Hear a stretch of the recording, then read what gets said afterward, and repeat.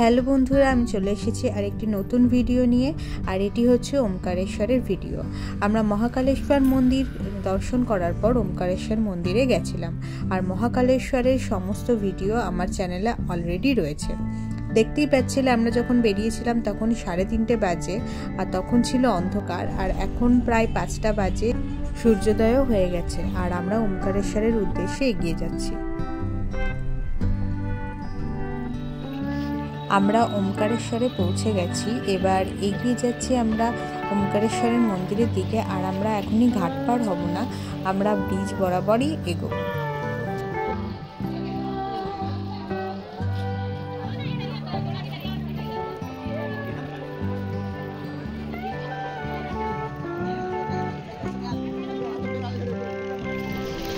আমরা চলে এসেছি ওমকারেশ্বর মন্দিরে।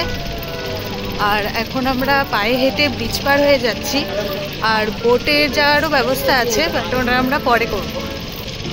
ব্রিজটা দেখে ঋষিকেশের ব্রিজের কথা মনে পড়ে যাচ্ছে। এখন যেহেতু সকাল, অনেকটাই সকাল, 8টা বাজে, তাই মোটামুটি ফাঁকাই আছে। দেখা যাক কতটা সময় লাগে। দেখতে পাচ্ছেন এটা হচ্ছে নর্মদা মা। ওমকারেশ্বরে আসতে গেলে আপনি মহাকালেশ্বর থেকে ট্যাক্সি বুক করে আসতে পারেন। মহাকালেশ্বর মন্দিরের সামনে অনেক ট্রাভেল এজেন্সি আছে, তাদের সাথে যোগাযোগ করে আপনি আসতে পারেন, তবে অবশ্যই দাম দরটা করে নেবেন। নর্মদা নদীর ঘাট এটা। আর কিছুটা এগিয়ে গিয়ে রয়েছে জুতো রাখার জায়গা, আর সেখানেই জুতো খুলে পা ধুয়ে তারপরে এগোতে হবে।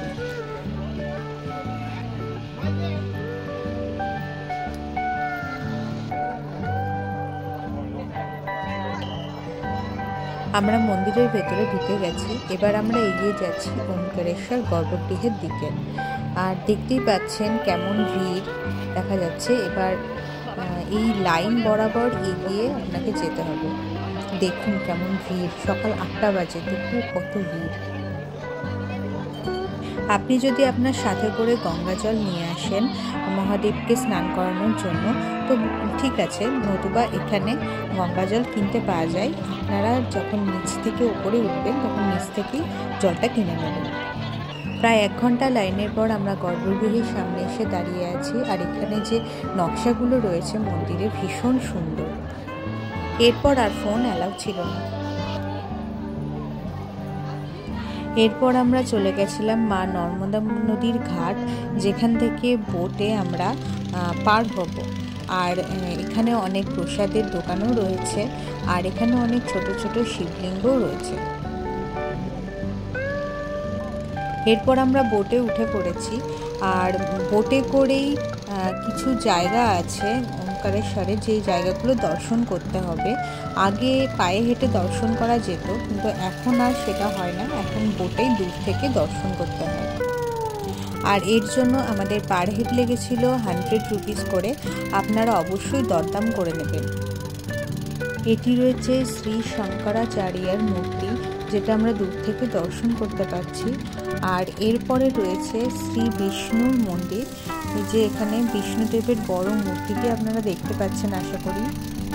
নর্মদা নদীতে ঠিক যতটা স্রোত ততটাই গভীর, তাই অবশ্যই বোটে ওঠার পর সাবধানে থাকবেন।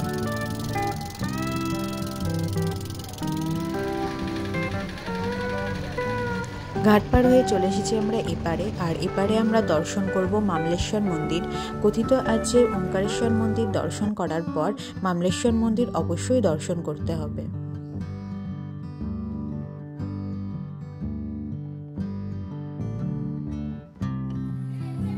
একটু এগিয়ে গিয়ে এই রাস্তাটি পেয়ে যাবেন। এই রাস্তা দিয়ে এগিয়ে গিয়ে আমরা দর্শন করব শ্রী বিষ্ণু টেম্পল।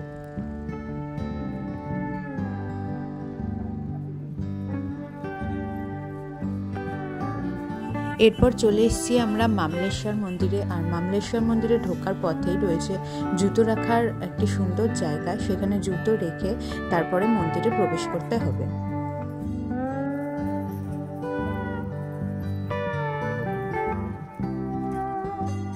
এখানে অনেক কটি ছোট ছোট মন্দির আছে, তবে এটি হচ্ছে মামলেশ্বর মন্দির। আর এখান দিয়ে আমরা এই লাইন বরাবর ঢুকবো। লাইন যদিও পড়েনি, এখানে অতটাও বেশি ভিড় হয় না, আপনারা খুব সহজেই দর্শন করতে পারবেন।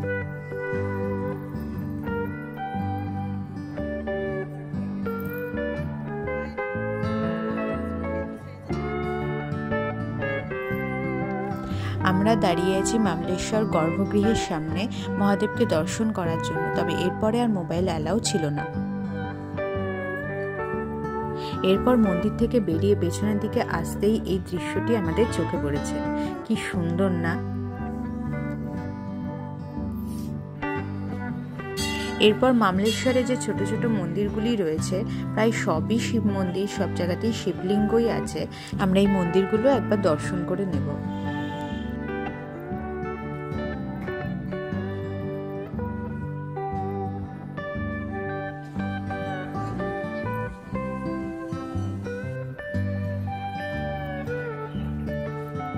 এখানে সবই প্রায় শিব মন্দির, আর তাছাড়া শ্রী গণেশ আর সতী মাতার মন্দিরও রয়েছে।